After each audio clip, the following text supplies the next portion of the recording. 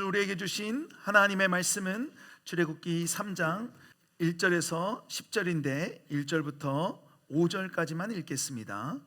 한 절씩 교독하겠습니다.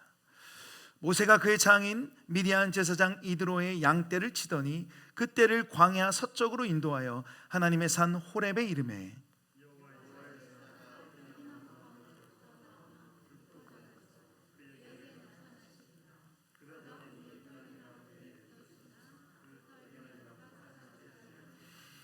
이에 모세가 이르되 내가 돌이켜 가서 이 큰 광경을 보리라. 떨기나무가 어찌하여 타지 아니하는고 하니 그때에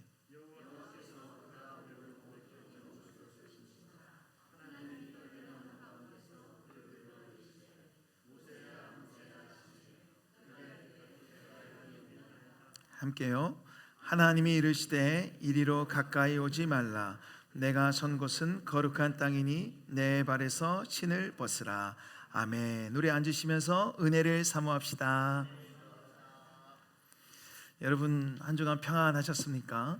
이게 기온차가 일교차가 좀 너무 심해서 감기 걸린 분들도 있고 오늘 우리 유초등부 아이들도 많이 못 왔는데요. 여러분 건강 늘 조심하시기 바랍니다. 지난주는 우리가 새생명 축제로 그 맥킨토시 파크에서 함께 예배를 드렸었는데 참 교회다운 모습이었던 것 같습니다. 기억하시겠지만 우리가 단체 사진을 다리 위에서 찍었었죠.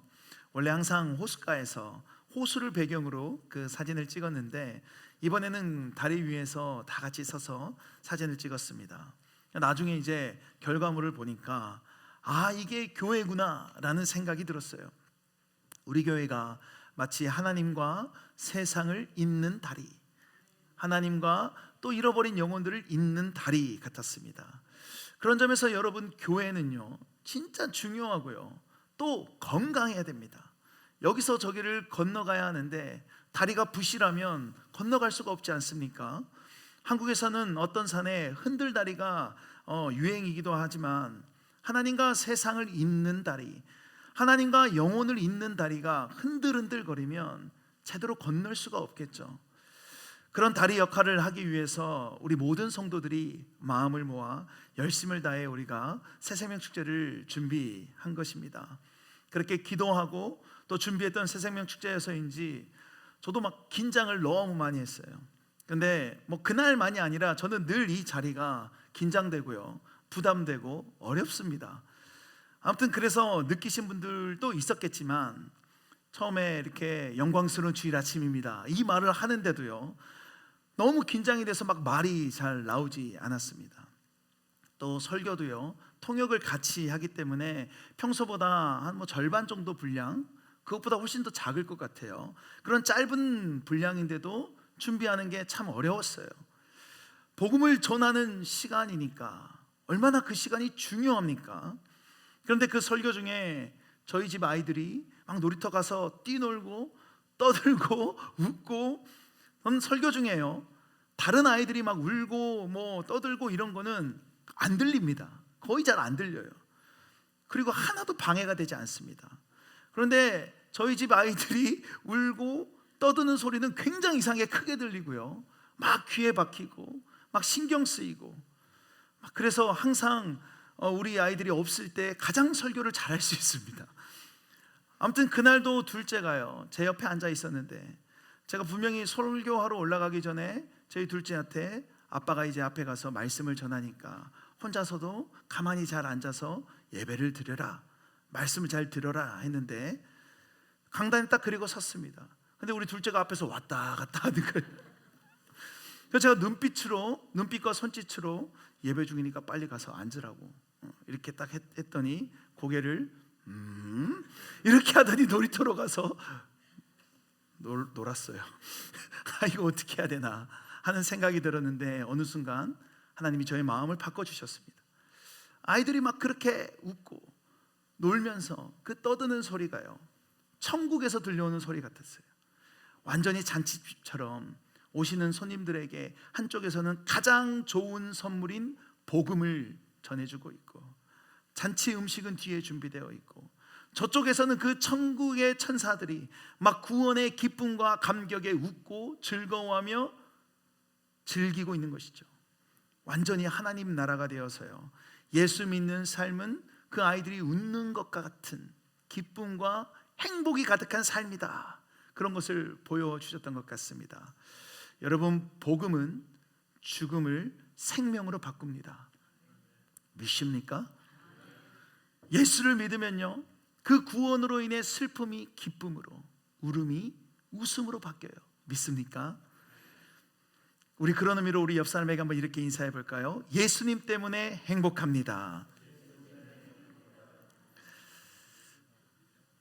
함께 읽은 본문을 통해 평범한 일상이 비범한 삶으로, 평범한 일상이 비범한 삶으로라는 제목으로 하나님의 말씀을 전하겠습니다.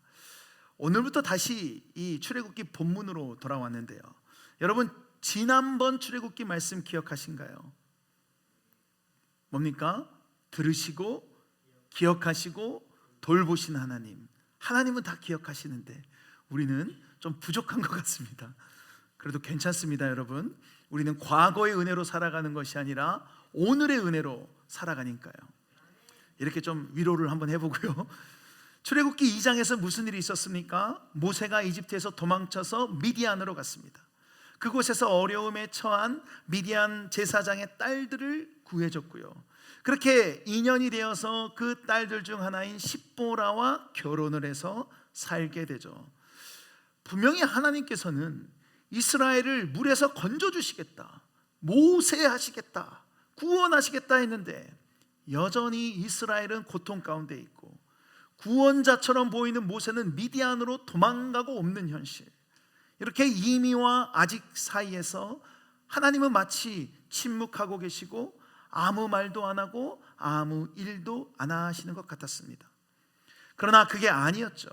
우리 2장 23절부터 25절을, 우리 23절은 자매님들이, 24절은 형제님, 25절은 다 같이 한번 읽어볼까요? 시작.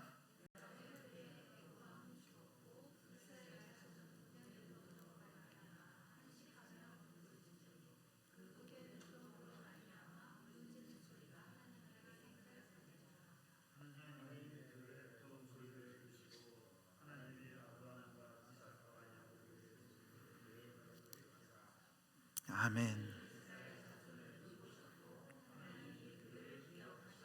아멘. 어떻습니까?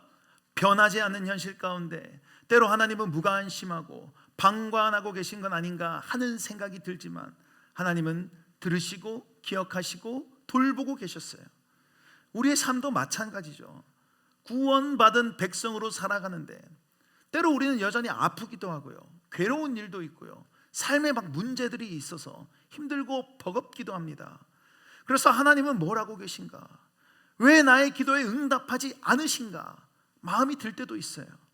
그러나 오늘 말씀처럼 하나님은 우리의 소리를 듣고 계시고 알고 계시고, 그래서 우리를 돌보고 계시기에 저와 여러분의 과거부터 지금까지 살아올 수 있었던 것이고, 지금도 살아가고 있는 것이고, 앞으로도 살아갈 수 있을 것입니다. 이렇게 2장의 마지막이 하나님이 분명히 일하고 계신다는 것을 성경이 알려주고요, 그리고 오늘 본문으로 넘어가는데 우리 1절을 함께 다시 한번 읽어볼까요? 시작. 모세가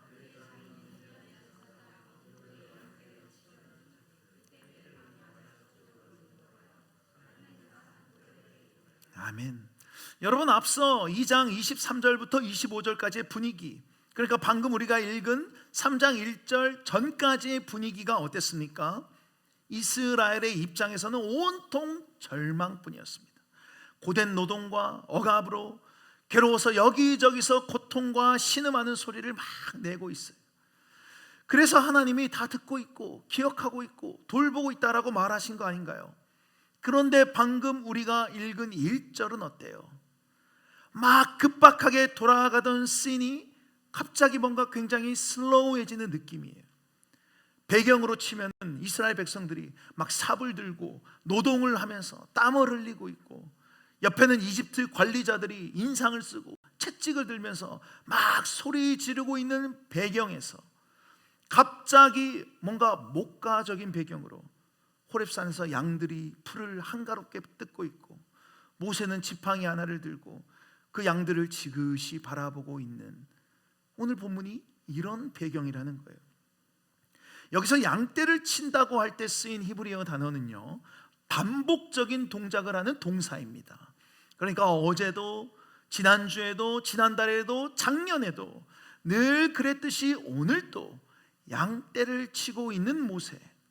그렇게 지극히 평범한 일상을 모세가 살아가고 있다는 것이죠. 어쩌면 가장 평범하고요, 조용히 사는 게 모세가 할 수 있는 전부였을 수도 있습니다. 시간이 많이 흐르긴 했어도요, 모세는 도망친 도망자였어요. 처음에 얼마나 조마조마했을까요? 누군가 바로에게 모세가 여기 있다 라고 신고하면 어떻게 할까? 그렇다 보니 사람들의 시선이 신경 쓰였을 것이고 조심스럽게 하루하루를 살아갔을 겁니다. 아무것도 가진 것 없이 도망자 신세로, 뭔가 그렇다 보니 해볼 만한 의욕도 없고 그냥 이렇게 사는 게 인생인가 보다, 그렇게 살고 있었던 것이죠. 그래서 그가 미디안에서 아들을 하나 낳는데요, 그 첫째 아들 이름을 뭐라고 하냐면 2장 22절, 그가 아들을 낳음에 모세가 그의 이름을 게르솜이라 하여 이르되 내가 타국에서 나그네가 되었음이라 하였더라. 게르솜, 고향이 그립고 가족들이 그립지만 가보지는 못하고 그냥 먼 타국에서 살아가는 그의 처지를 잘 보여주는 이름입니다. 게르솜, 내가 타국에서 나그네가 되었음이라. 내가 어쩌다가 지금 이렇게 살게 됐나, 양이나 쳐야지, 그렇게 살고 있던 것이죠. 시편 90편에 모세의 기도가 나오는데 이때 모세의 심정을 조금이나마 짐작해 볼 수 있어요. 우리 같이 한번 읽어볼까요? 시작. 우리의 연수가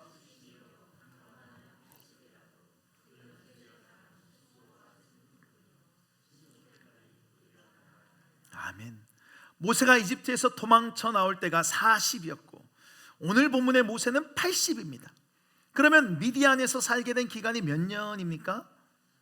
40년. 수학을 잘하시는 분들이 굉장히 많으시죠. 우리도 미국에 온 세월이 각자가 다 다르죠. 저희 교회에서 아마 저희 가정이 제일 짧을 것 같은데 21년 8월에 왔으니까요. 돌아보면 한 5, 6년부터 10년 넘으신 분들은 많고요. 20년, 30년. 여기 계신 분 중에 어떤 분은 70년대에 오신 분도 계세요. 모세가 애굽에서 나와 미디안에서 40년을 보냈다는 것을 지금 한번 우리에게 대입해 보면 한국에서 미국으로 80년대에 나와서 살고 있는 세월과 비슷할 겁니다. 얼마나 긴 세월입니까? 그 40년 동안 모세는 양을 치면서 살고 있었던 거예요. 그 양떼도요, 우리가 읽었듯이 모세 개인의 양떼가 아니라 일부 개인이고 일부 장인 거고 이것도 아니고 다 장인 이드로의 양떼였어요. 어떤 이들은 빈손으로 왔던 도망자 모세가 장인의 양떼를 치는 일이라도 하게 되니 그나마 다행이지 않냐 할 수 있겠지만 모세는 이집트에서 왕자였습니다. 그런 그가 먼 타국에 와서 이전과는 완전히 다른 삶으로 가족도 보지 못한 채 그냥 그렇게 루틴한 일을 하면서 살아가는 것이 얼마나 허무하고 얼마나 회한이 깊었으면 많이 살아야 80이고 지난 세월에 돌이켜보면 수고와 슬픔뿐이고 이 시간이 정말 날아가듯 빨리 간다라고 시편에서 이렇게 고백했을까요? 이제 죽을 날은 얼마 남지 않았고 내 삶은 그냥 수고와 슬픔밖에 없구나, 이렇게 자기 삶을 후회하며 돌아보고 있는 거예요. 그래서인지 40년 동안 양을 쳤는데 양 한 마리도 자기 것이 없었다는 것도 아마 모세가 별로 삶의 의욕도 없었을 것 같아요. 내가 뭔가 해서 성공해야겠다, 큰 목장을 해봐야겠다, 의미 있게 삶을 살아야겠다, 이런 생각과는 거리가 멀고요, 그냥 이게 내 운명인가 보다, 80이 다 됐는데 이제 살 날도 얼마 안 남았구나, 이렇게 매일을 살아가고 있던 겁니다. 그렇게 평범한 날을 살아가던 모세는 장인의 양떼를 치며 어디로 갑니까? 1절 하반절에 하나님의 산 호렙에 이르매. 하나님의 산이라고 하고 있지만 이거는 이 성경의 내레이터와 우리가 지금 독자로서 읽는 우리 입장에서 하나님의 산인 것이지, 이 당시를 살아가던 모세는 그냥 늘 양치던 호렙산이에요. 그러니까 모세가 그 호렙산을 보면서 저 하나님의 산으로 가야겠다 하고 간 것이 아니라 어제 갔던데 오늘 또 간 것입니다. 호렙이란 이름도 폐허, 파괴된 곳, 메마른 곳, 황폐한 곳, 이런 뜻이에요.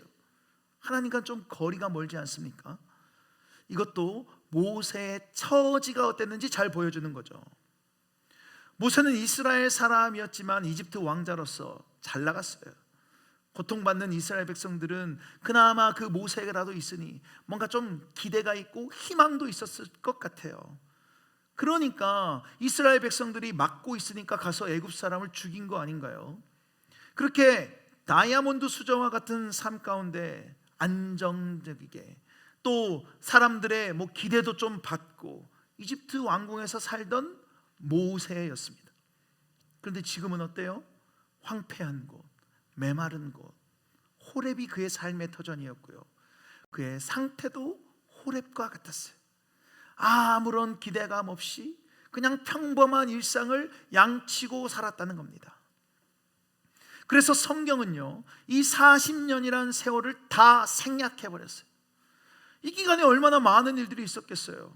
80년대부터 2024년까지 미국 사회에서 얼마나 우리 개인의 많은 일들이 있었습니까? 그런데 그 모든 40년의 모세의 40년은 하나도 언급하지 않습니다. 왜요? 너무나 평범하니까요. 그냥 늘 똑같은 삶이었으니까요. 아침에 일어나서 눈 비비고 일어나서 밥 먹고 양떼들 챙겨서 풀 먹이고 출근하는 거죠. 하루는 북쪽으로, 하루는 동쪽으로, 오늘은 서쪽으로 갈 차례라서 호렙에 오늘은 간 것이고요. 그렇게 아마 하루를 마치고 집으로 돌아오면 양 잘 왔나 세고 씻고 밥 먹고 잤을 거예요. 그게 40년.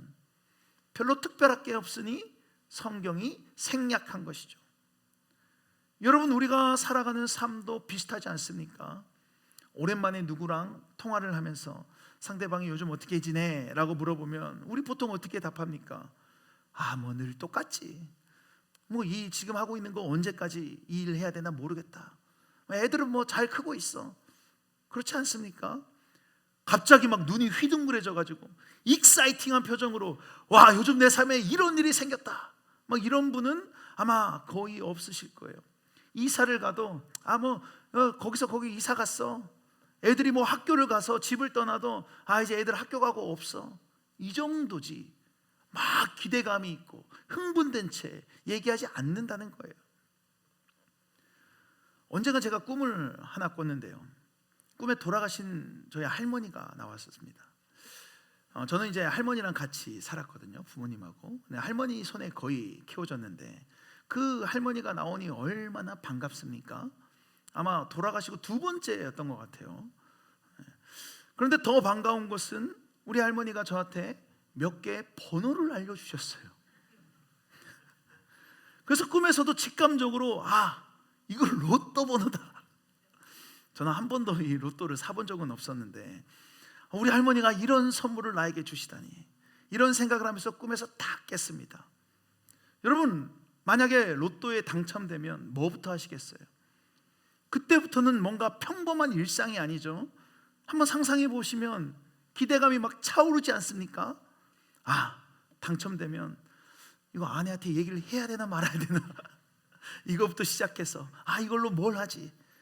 그런 마음으로 이제 꿈에 깬 채 할머니가 알려주신 그 번호를 기억하려고 했는데 기억이 났을까요, 안 났을까요? 아무리 생각해도 기억이 안 나는 거예요. 뭐였지? 그렇게 애써도 생각이 안 나는 겁니다. 그래도 어때요? 혹시 모르니까 태어나서 처음으로 한번 로또를 사봤습니다. 이것도 경험이다 라는 생각과 혹시 모르니까 두 가지 마음으로 로또를 사봤는데 번호를 아무튼 적었어요. 할머니가 3을 말씀하셨던 것 같기도 하고, 기억을 더듬는 건지 기억을 만드는 건지 모르겠지만 막 적어서 어떻게 됐을까요? 하나도 안 됐습니다. 여러분, 우리가요, 예수 믿고 구원받은 것 자체가 로또 맞은 인생입니다. 그런 거에 그러니까 너무 소망을 두고 살지 마세요. 너는 왜 했냐 이런 표정이신데 저는 그냥 경험 삼아 한번 한 것이고 이제 앞으로도 안 할 겁니다. 이렇게 만약에 누군가 로또가 당첨이 되면 막 흥분도 되고 막 기대도 되겠지만 그럴 일은 거의 전무하고요. 우리 모두는 다 그냥 각자의 자리에서 평범하게 모세처럼 일상을 살아가고 있어요. 오늘 본문의 모세가 그렇게 삶을 살아가다가 늘 출근하던 호렙산으로 가듯이 말이죠. 그런데요, 하나님에게는 이 날이 매우 특별한 날이었고 아주 특별한 장소였습니다. 그래서 성경은 그곳을 호렙이라고 하기 전에 하나님의 산이라고 불렀던 거예요. 우리 2절을 같이 한번 읽겠습니다. 시작. 여호와의 사자가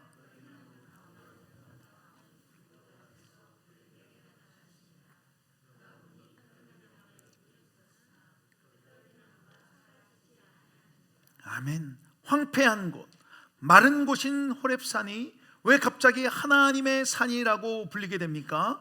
여호와 하나님이 불타는 떨기나무 가운데 임하셨기 때문이에요.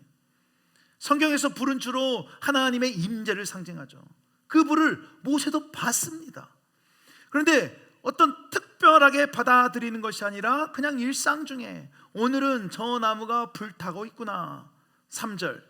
이에 모세가 이르되 내가 돌이켜 가서 이 큰 광경을 보리라. 떨기나무가 어찌하여 타지 아니하는고 하니 그때 모세가 떨기나무에 불꽃이 있는데 타지 않는 것을 보고 큰 광경이라고 하는데 이거는 뭔가 의미가 있는 광경이 아니라 그냥 좀 신기한 광경을 봤다 정도입니다. 그러나 하나님은 어때요? 4절은 함께 읽어볼까요? 시작. 여호와께서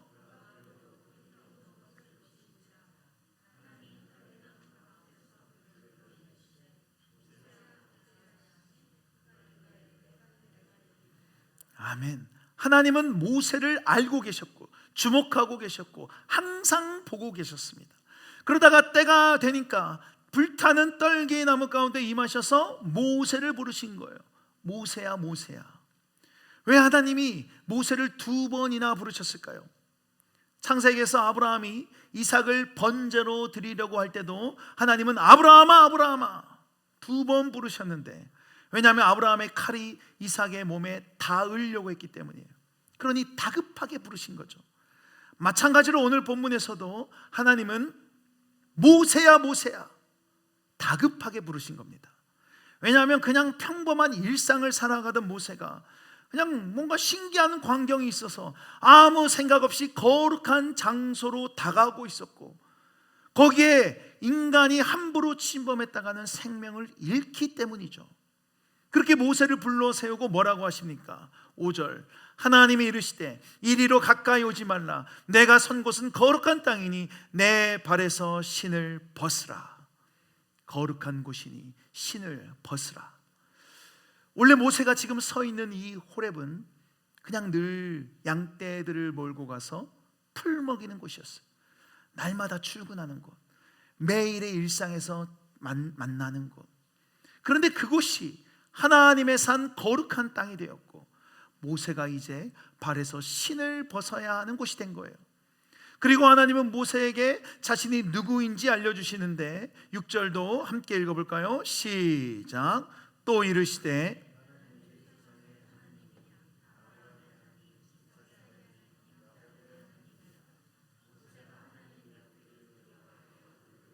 아멘. 이렇게 하나님이 누군지 알려주시자 그제서야 모세는 하나님을 알고 두려워 얼굴을 가립니다. 이제까지 미디안에서 40년 동안 살면서 이런 일은 없었어요. 늘 가던 곳이었고요. 항상 지나치던 곳이었고요. 매일 그냥 일상을 보내는 곳이 호렙이었습니다. 우리가 회사를 다니신 분들은 출근하면 항상 앉는 책상, 집안일 하시는 분들은 늘 많이 시간을 보내는 주방, 자주 가는 마트, 그런 것처럼 말이죠. 그곳에서 모세는 아브라함과 이삭과 야곱에게 약속하셨던 그 하나님의 언약과는 먼 삶을 살고 있었어요. 그렇게 하나님이 다시 언약을 상기시켜주고 모세의 정체성이 무엇인지 알려주십니다. 폐허 같은 산, 마른 산, 호렙이 이제 하나님의 산 거룩한 땅이 되었고, 신세를 한탄하면서 게르솜과 같았던 모세는 하나님의 언약 백성으로 더 이상 평범한 일상이 아닌 비범한 삶을 마주하게 된 것이죠. 그리고 하나님은 모세에게요, 하나님의 백성들이 당하고 있는 고통을 내가 듣고 알고 있다고 말씀하시는데 7, 8절을 한 절씩 교독하겠습니다. 여호와께서 이르시되 내가 애굽에 있는 내 백성의 고통을 분명히 보고 그들이 그들의 감독자로 말미암아 부르짖음을 듣고 그 근심을 알고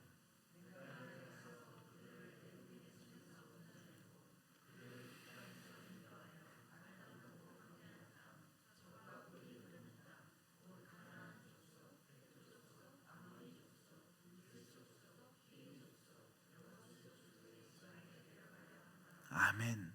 우선 7절에서 하나님이 이스라엘을 뭐라고 부르십니까? 내 백성. 객관적으로 법적으로 이스라엘이 하나님의 백성이 아니라 철저히 하나님 주관적으로 하나님의 마음, 하나님의 편에서 내 백성, 내 것이라는 거죠. 그리고 그 백성들의 고통을 어떻게 하셨다고요? 분명히 보고 듣고 알고 계신다고 말씀하세요. 여기서 분명히는 확실히 봤다, 명확하게 봤다, 그 정도가 아니라요, 마치 맹수가 곧 사냥감을 향해 달려가려고 눈을 부릅뜨고 보고 있는 것처럼 하나님이 곧 이스라엘을 건져주시려고 눈을 부릅뜨고 주목하고 계신 것을 의미합니다. 분명히 보고 듣고 알고 계신다. 그래서 때가 되었기에 이제 자신의 백성들을 건져낼 것이고 적과 꿀이 흐르는 약속의 땅으로 인도하시겠다고 하는 거예요. 이제 내가 내려가서 구원하겠다. 모세에게 구원 계획을 말씀하신 거죠. 그런데요, 하나님이 가서 건지시겠다고 했는데 놀랍게도 9절과 10절에서 뭐라고 합니까? 이제 가라. 이스라엘 자손의 부르짖음이 내게 달하고 애굽 사람이 그들을 괴롭히는 학대도 내가 보았으니 이제 내가 너를 바로에게 보내어 너에게 내 백성 이스라엘 자손을 애굽에서 인도하여 내게 하리라. 아멘. 모세한테 가라고 하세요. 이제 가라. 내가 너를 보내서 내 백성을 구원하리라. 이렇게 소명을 주시는 거죠. 뭡니까? 나랑 함께 가자라는 거예요. 모세의 평범한 일상이 비범한 삶으로 바뀌는 장면입니다. 호렙산이요, 하나님의 산으로 바뀌는 모습이에요. 말씀을 마무리하겠습니다. 우리가 살펴봤던 것처럼 모세는 이집트에서 도망쳐서 미디안에서 지극히 평범한 일상을 살고 있었습니다. 그 40년이 기록되지 않을 정도로요, 그냥 아침에 일어나서 밥 먹고 양떼 끌고 호렙산 가서 풀 먹이고 그렇게 출퇴근하며 사는 모세였어요. 여러분, 모세처럼 우리도 우리의 호렙산으로 날마다 나아갑니다. 단지 그 호렙산이 누군가에게는 가정일 수 있고 누군가에게는 직장이고 누군가는 학교일 뿐이죠. 그렇게 평범한 일상을 살아가는 우리에게 모세를 부르셨던 하나님이 찾아오셨습니다. 십자가의 10도 모르는 우리였는데 예수님이 나를 위해 죽으심으로 새로운 삶을 주셨다는 거예요. 그리고 우리의 삶이라는 호렙산을, 때로 일상을 살아가는데 황폐하고 메마르고 파괴된 호렙산을 하나님의 산 거룩한 땅으로 바꿔 주셨다는 거예요. 모세가 이집트에서 도망쳐 먼 타국 미디안에서 자신의 삶을 돌아보니 수고와 슬픔뿐이다 고백하면서 비애와 무상, 회한에 가득 찬 채 살아갔듯이 우리도 그냥 어떻게 하다 보니까 결혼을 하게 됐고요, 그렇게 살다 보니까 자녀를 낳게 되고 그런 호렙산에서 살고, 또 목고는 살아야 하니까 양떼를 내가 치는 건지 양떼가 나를 끌고 가는 건지 모르는 직장 호렙산이, 우리의 그 호렙산이 하나님이 찾아오심으로 인해 거룩한 산, 하나님의 땅이 되었다는 겁니다. 그래서 여러분, 우리도 우리의 거룩한 땅에서 이제 신을 벗어야 합니다. 이전에는 그냥 막 신 신고 돌아다녔어요. 마음대로 행동했어요. 그런데 이제는 그런 호렙산이 아닌 거예요. 하나님의 산이고 거룩한 땅이 되었기에 우리가 가정에서 마음대로 신 신고 돌아다녀서는 안 됩니다. 직장도 그냥 돈 벌려고만 다녀서는 안 되는 것이고, 학교도 그냥 공부만 하는 것이 아닌 거예요. 내가 선 곳은 거룩한 땅이니 내 발에서 신을 벗으라. 그런데 우리는 어때요? 신을 안 벗으려고 하죠. 왜요? 호렙산은 양떼를 치는 곳이지, 갑자기 신을 벗고 거기에 하나님이 계신다고 생각하고 그분 앞에서 살아가고 예배하고 이런 곳은 아니라고 생각하거든요. 가정은 그냥 다른 가정처럼 그냥 늘상 그냥 그런 문제가 있는 곳이고, 그냥 별로 소망과 기대감 없이 폐허와 같은 호렙산이라고만 생각하거든요. 우리가 일하는 일터는 돈 벌기 위한 수단, 그 이상 그 이하도 아니라 양떼 끌고 왔으면 풀이 있으면 되는 곳, 그런 호렙산이라고 생각하거든요. 학교는요, 그냥 공부를 잘 마치고 학위를 잘 가지고 그곳으로 이제 내 할 일을 하면 되는 곳, 무슨 그런 곳이 거룩한 땅이고 하나님의 산이냐는 거예요. 그렇게 우리는 불타는 떨기나무를요, 우리의 그 거룩한 산에서 봐도 감흥이 없어요. 아무리 하나님이 나타나셔서 말씀으로 그리고 여러 가지로 말씀하셔도 감흥이 없어요. 그냥 맨날 우리가 살아가는 곳이니까요. 좀 신기하긴 해도 때로 은혜를 받고 마음에 감동이 있어도 그런가 보다 하고 양떼 잘 치고 돌아가면 되는 겁니다. 아닙니다, 여러분. 우리가 살아가는 삶의 터전은 더 이상 우리 생각에 40년 동안 굳어있던 호렙산이 아니라 이제 하나님의 산 거룩한 땅이에요. 그래서 우리는 우리의 신을 이제 그곳에서 벗고 하나님을 만나야 하는 곳이라는 겁니다. 그냥 남들과 같던 평범한 우리의 일상이 예수의 놀라운 은혜로 비범한 삶으로 바뀌었어요. 불타는 십자가가 거기 있다는 겁니다. 그러니 가정에서는요, 가정의 일들과 자녀들을 양육하는 것을 그냥 남들이 다 하고 루틴하게 살아가는 것이 아니라 하나님 앞에서 사명감을 가지고 가정을 돌보고 아이들을 키우고 그 가정에서 살아가야 하는 거예요. 직장은 더 이상 풀만 있으면 되는 곳, 내가 안정되게 수입만 얻으면 되는 곳이 아니라 떨기나무의 불로 임하는 여호와 하나님 앞을 경외하는 마음으로 인간 보스가 아닌 여호와 하나님을 나의 주인으로 삼고 일을 해야 하는 곳이고, 학교도 늘 피곤하고 과제만 많은 곳이 아닌 하나님의 임재가 가득한 곳이기에 그곳에서 하나님의 비전과 꿈을 바라고 준비되어야 되는 곳이고, 교회를 오는 길도 썬데이마다 오는 길이 아니라 거룩한 곳으로 기대감을 가지고 와야 하는 것이죠. 이것은 절대 우리의 삶의 부담이 아닙니다. 그 이유를 말씀해 드릴게요. 하나님의 산 거룩한 땅은 하나님이 통치하고 계신 곳이기 때문이에요. 이사야 11장 9절에 내 거룩한 산 모든 곳에서 해됨도 없고 상함도 없을 것이니 이는 물이 바다를 덮음같이 여호와를 아는 지식이 세상에 충만할 것임이니라.